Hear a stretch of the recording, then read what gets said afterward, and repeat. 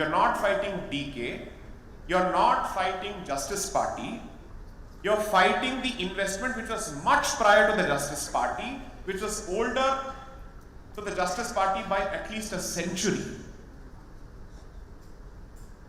At the very least. So there's a biblical, let's say, figure called Noah, who apparently saved the world from the flood, so on and so forth. So Noah has 4 children, Japheth, Shem, Aram, and Ham. By that time, William Jones, who is credited for revival of Sanskrit in this country, had already taken the position that Sanskrit was the language of 3 children of Noah: Ham, Japheth, and Aram. 4 குழந்தைகள் மிச்சம் யாரு? ஒருத்தன் தான். Right? Shem. So, the new theory that starts is Tamil and Dravidian languages are the language of Shem. And that Tamil apparently is closer to Old Arabic and Hebrew than to Sanskrit. Imagine this was pushed and this was taken very seriously. By 1856, Caldwell makes this a central document. By 1881, when he's become the Bishop of Tirunelveli, what he starts doing is, let me start mapping those parts of the Madras Presidency where there's a lot of competition between communities and see where I can push this more successfully. The training ground and the experimental ground became Tirunelveli. And there he was able to push that entire theory successfully. Now, parallelly what happens is, since you have effectively made the Brahmin the evil creature,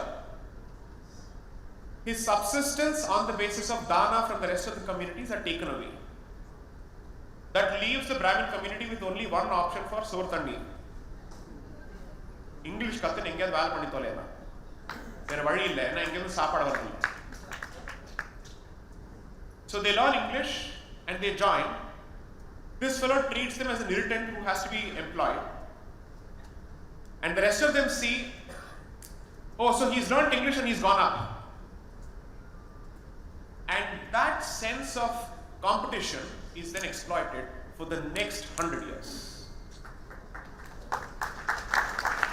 To effectively say, why should this community alone get English access? Why not others? Now then comes the next actor into this entire picture. There starts a fight between the Tamil identity and the Telugu identity. And the demand for a separate Andhra province also starts.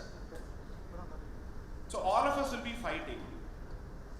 You fight for Telugu, I will fight for Tamil. You fight for Modaliyar, he will fight for Iyer, this fellow will fight for Chettiar. All of this will go on. The money seems to be coming from some other place. Swaha, swaha, swaha, swaha. And somebody is pouring ghee into this fire. All of this goes on until a point where by early 1900s, the language divide, the racial divide and the religious divide have acquired very serious political overtones. When a societal chord, let's say a societal fissure, becomes so serious for it to find political representation, that means it has achieved mainstreaming. It has become that serious because people are now talking about it at the political discourse. So in the language of 1900s to 1920s, you will see the Aryan Dravidian divide. You will see the North Indian, South Indian divide. You will see the Brahmin, non-Brahmin divide. You will see the Telugu Andhra divide. All of this playing into the hands of somebody else. And it moves to a point where in 1919, where the Muslims were asking for entrenchment of communal electorates, which is to say separate electoral reservations for Muslims, people from the south were effectively saying, we too want this for a certain set of communities altogether. When that gets rejected, representatives from this part of the country go to London to say, do not give India home rule.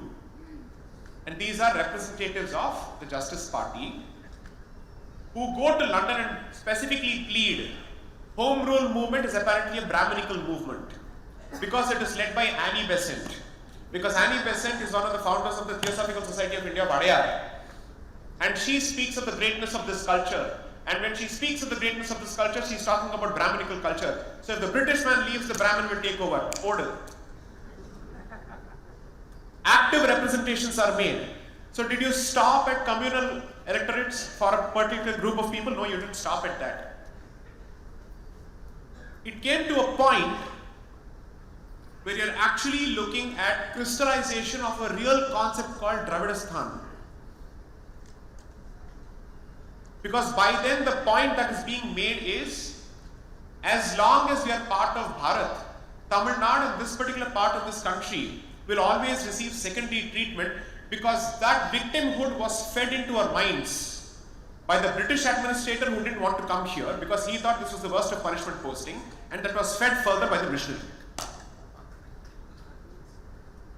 And finally, a resolution is passed in Kanchipuram in 1940, a Justice Party, asking for a separate Dravidasthan. Now they thought they would get a brilliant partner in this with Muhammad Ali Jinnah because he was asking for Pakistan. So members of Dravidasthan and members of Pakistan were hand in hand. Is the situation any different today? Find out.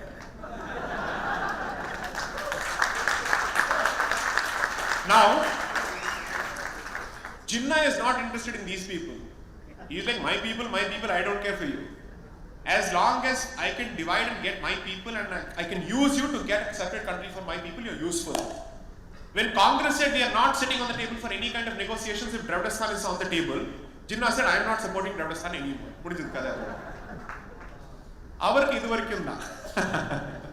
So I thought of value would step. Then what will these Anadis do? They have no other option but to continue crying. No, Dravidasthan, we have to do something about it.